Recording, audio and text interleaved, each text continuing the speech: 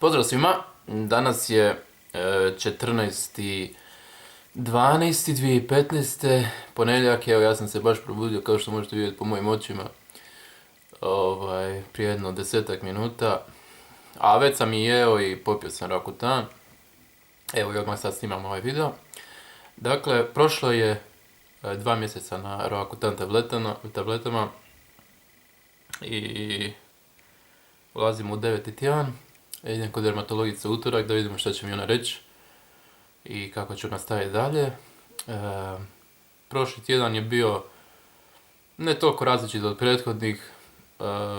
Sušenje usnica, sušenje kože, malo ljuštanje i to je to. Psihički sve u redu i eto tako. Sad se približi bliže.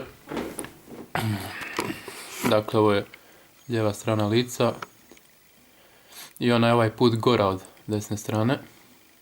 Evo imam tu jednu, u zadnje vrijeme se ne pojavljuju često, ali ove bijele aknice.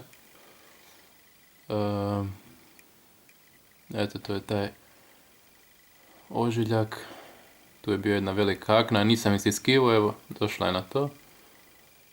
Ovdje imam do jedan bermudski trokut. Ali ne boli ni jedan već. Su dali svoje. Evo, ovo je desna strana lica. Tu je par ožiljaka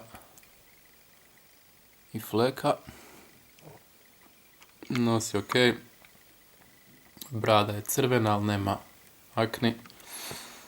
I čelo je ok. Sljepočice isto tako. Dobro, ovdje imam jedan. Tako da nije skroz. Eto, to je to.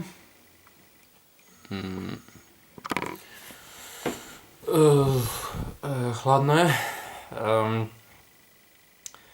Ništa, idem kod dermatologice, znači utorak, tako da ću vidjeti što će biti toga. A pozdravljam vas do idućeg tjedna. Bok.